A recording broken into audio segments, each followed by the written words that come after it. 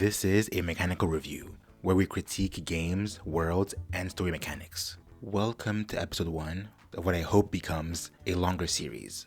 This series is where I will explore and review the mechanics of anything I like. So for example, game mechanics, but it can also be narrative mechanics. So stuff like role building, power systems, etc. And on that topic, today I would like to discuss the power system of devil fruits in One Piece. Specifically Robin's, the flower fruit.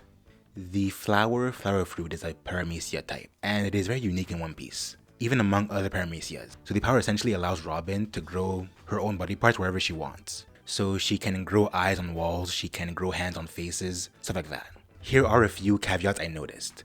Robin does not seem to need to actually see the surface to grow body parts on it, as she has shown growing body parts on the backs of people. Moreover, she can create other unique constructs as long as it's made from her body parts. So for example, I believe in one of the later arcs, she actually makes wings from hands. And I believe her strongest restraint is that creating way too much body parts and holding on for too long can strain her. This fruit, unlike many others, is actually very clear. It's intuitive, easy to understand, and I believe that anyone who does understand the basics could use it by themselves. I think thematically, this fruit works perfectly. Not to get into too much detail, but when Robin was a child, she was always very stoic and apathetic. Not because she was, but because her surrounding made her that way. And I think this fruit perfectly parallels her journey to becoming more open to others, opening up like a flower.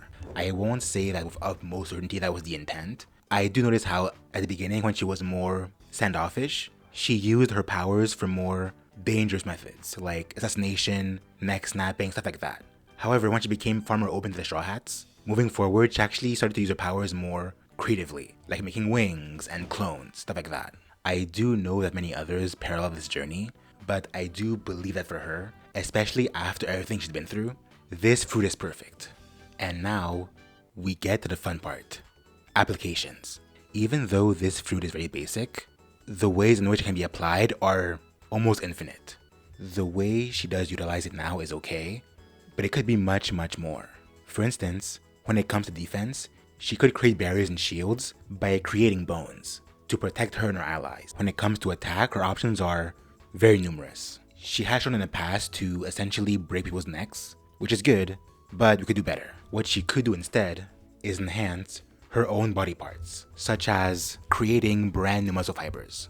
With the additional muscle, she could increase her own strength, similar to Muscular from MHA. Going back to bones, she could create bone weapons like bone shields, bone swords, or bone spikes. She could also temporarily regenerate. So as said earlier, Robin can't create objects forever. There is a limit to how long she can keep something up. But in that time frame, she could keep something up long enough to assist her. So for example, let's say she lost an arm, she could then bloom a new arm to help her fight. Or let's say she lost a necessary organ. She could then regrow a new one temporarily to assist her in whatever she needs to. She could also do the same for other people. There are many other applications, such as cloning. She has been shown in the past to be able to create clones of herself. These clones are semi-sentient, as in she controls them, and they can attack and do anything she can. But she hasn't done it that much recently, which I get. I do think for espionage, it would be very useful. Considering how she can attack someone from a distance, I don't see how making a clone would be that useful. However, I think one application would be very useful, and that's giants. She has been shown to be able to make giant versions of herself, but only from stomach to head, which is weird. Because if she's able to make an actual giant clone that's full body, that would be extremely useful for battle. She could create her own army of giants. But I do think the best application this fruit could have is combined with hockey. Imagine being able to use hockey with this fruit, such as spreading arms with armament, or making several clones that can use observation to then recon further away. I'm just saying, her using hockey would be very unfair for others. There is one other facet I haven't explored yet, and that's mainly because the story itself hasn't explored that much either, and that's awakenings. So currently, awakenings are a bit nebulous. It's very unclear what they do. There's no guideline, except for Logias. But usually for paramecias, it seems that when you awaken, you can essentially extend your power further than it was before. So in my mind, this would look like two separate options.